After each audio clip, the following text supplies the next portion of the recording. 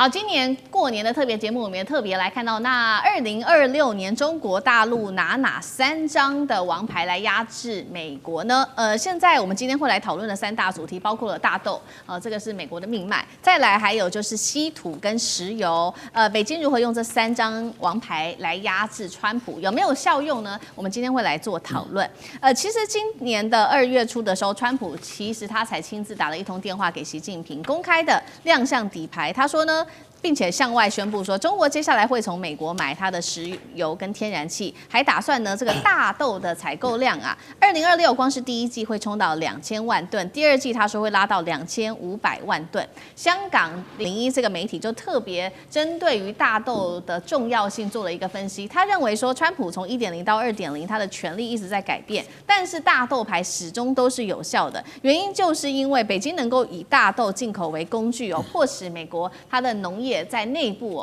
起内讧。那尤其现在美国的期中选举又快要到了，大豆可以动摇共和党的选票，让川普只能让步。为什么大豆对于共和党来说，大豆牌这么的重要？委员怎么看？对，我过去在美国念博士的时候是在 Ohio， 就那么 Ohio 就是中西部，中西部几乎都是农民。而我还记得很清楚在我那个时候念书的那几年里，其实像比如说 Ohio 几乎都是共和党的天下了。就中西部大使在这个驻美代表处待过啊，我在 Chicago 对吧？所以中西部几乎全部都是这个共和党的红州的天下嘛。那么为什么？就是因为它都是农民啊。就是我还记得像 Ohio 就一眼望去全部都是不是种大豆的，就是种玉米的哦，就是这个一望无际啊。所以就像刚才大使讲的啊，一颗豆就一张票嘛，就是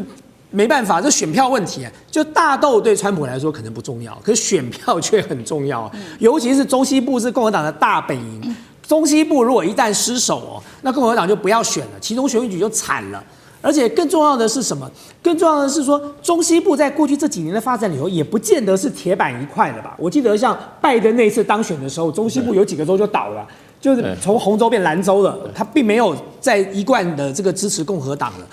那你更不要提到说，在今年马上要举办的期中选举之前的美国的几场大选，都给了川普敲响了警钟。最近的一次在德州，在德州这共和党的大本营德州，川普最有把握的地区的一个参议员补选输了，就川普亲自背书支持的。一个这个女性的候选人，最后居然输给了一个素人，一个才刚刚从空军退伍下来，然后在做这个飞机维修的这个工程师这样的一个素人川普输了，而且输的这个比例相差很大他光在那个选区就输掉了17%的这个选票，过去川普在那里是赢13%到15%的，所以这一来一回是差多少？所以这对川普来说，这是很严重的警讯就没有什么州永远的红州，特别是像川普在过去这1年来搞了这么多这个稀奇古怪的把戏之后，其实对美国的民众来说，他们恐怕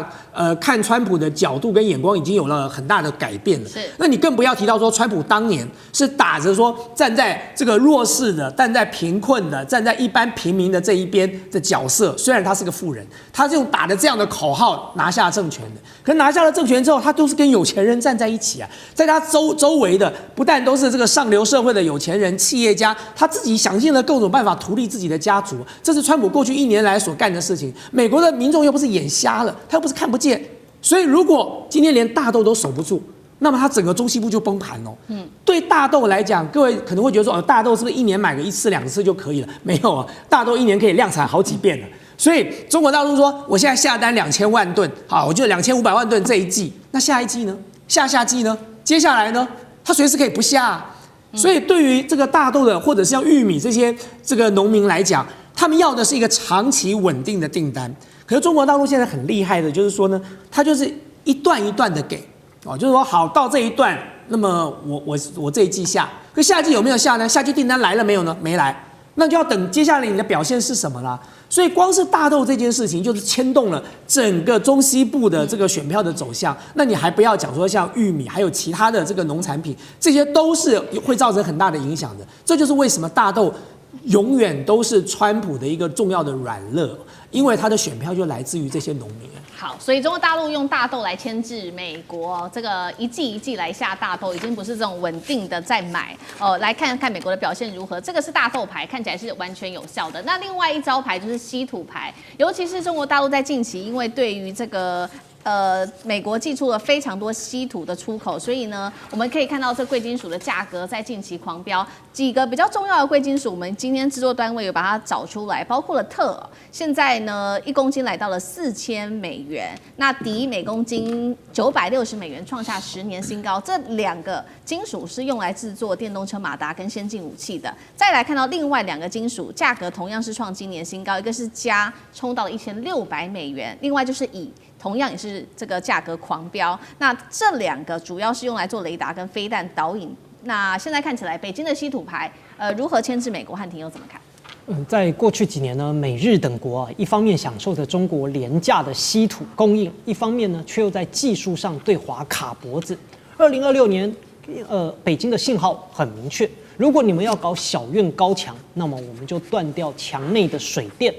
所以整个稀土最关键的命门就在于中国大陆掌控的全球70%的稀土的精炼产能，而且超过90%的高纯度分离能力，以及全球稀土永磁材料超过80%的产量。而这是一条从矿山的开采、冶炼分离到高端磁材制造，再到下游应用认证的全产业的闭环。所以过去15年呢，日本也想方设法想要降低对中国大陆稀土的依赖。整体来看，从90%降低到这个50%。但是呢，在更关键的重要的稀土领域，依赖大陆仍然高达了92%。所以当现在中国大陆只是稍微收紧了一下出口管制，结果呢，市场从不撒谎，各种的贵金属立刻价格飙涨。那因此，美国跟日本他们有没有办法来摆脱管制？答案是短期无解，长期痛苦。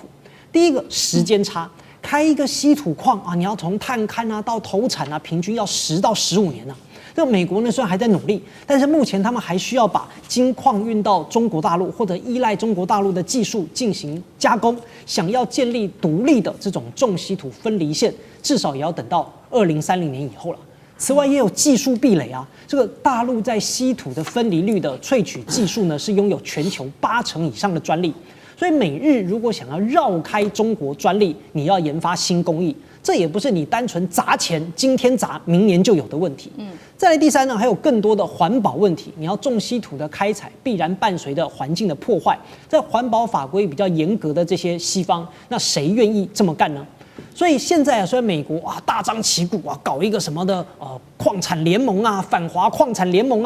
但实际上内部也是矛盾重重欧洲强调环保标准，美国注重控制权，日本想要解决当下的燃眉之急，而更关键的，中国大陆本身就是全球最大稀土的消费市场，所以它的新能源汽车啦、风电机器人自己都要需要。所以简单来说，美国就算搞出了很多稀土，但也很可能有产能没订单，有样品没认证。好，这个是中国大陆的另外一个王牌，就是它的稀土牌。那第三个我们要来谈的，请大使帮我们谈的就是大陆的石油牌。大家还记得吗？这个今年的时候，川普不是抓走了这个委内瑞拉的总统吗？那总统被抓走之后呢，现在他就说了，这个石油接下来要全部交给美国。所以呢，过渡政府委内瑞拉的过渡政府就交了5000万桶的原油给美国。当时美国卖了一个很好的价格，在1月15号这一天是他第一次卖委内瑞拉的石油，金额高达了5亿美元，这个是他针对于石油贩售所得到的获利。那另外呢，他也针对了这些原本要卖给中国大陆的船只，他也去做了限制。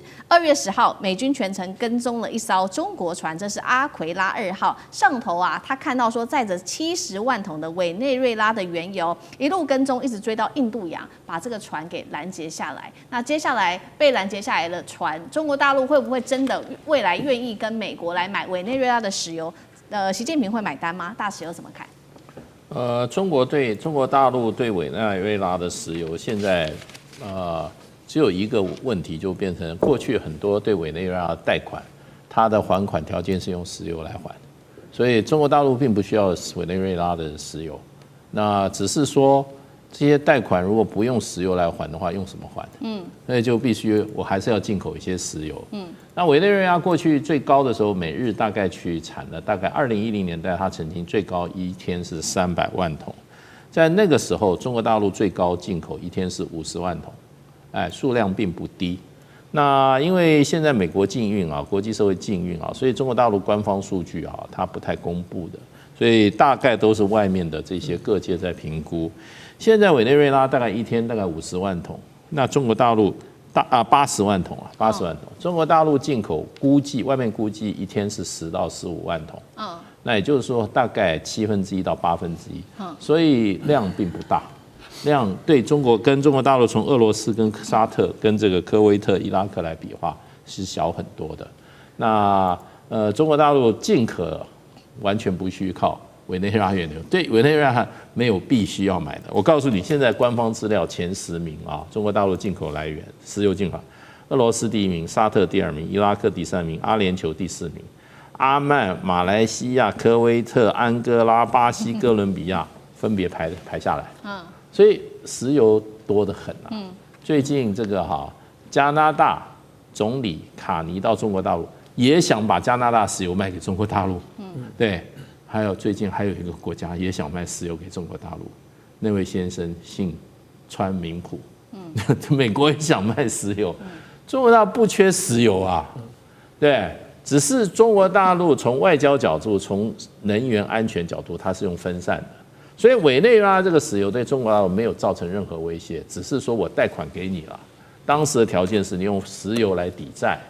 那现在我这个石油我现在不抵债，将来时候到了再说吧。所以中国大陆对委内瑞拉石油没有什么急迫性。是，当然美国希望中国大陆一起去怎么开采这个委内瑞拉石油，也投资一点钱，因为美国的大石油公司不同意去啊。美国的大石油公司在上次川普找了10家最大石油公司开会以后，最后开会结论说，你们不去，我再找另外20个公司去，可见10个都不去。所以是不是现在的问题不是中国的问题，是美国的问题？所以对中国大陆来讲，要一起来，你只要公平合理，委内瑞拉也同意的话，对，那解决委内瑞拉这个石油的开采问题，也帮委内瑞拉一个忙。另外一方面，那个贷款也要还呐。对不对？贷给你的成百这些钱，你用石油还的话，那我还是要你的石油嘛。所以这个事情对中国大陆一点都不是问题，倒是美国需要中国大陆。好，谢谢大使。那我们休息一下，马上回来。地缘政治、美中之争、战略价值、强权崛起、小国生存。现在与未来，洞悉事件走向，掌握世界脉动，全球观点尽在环球大战线。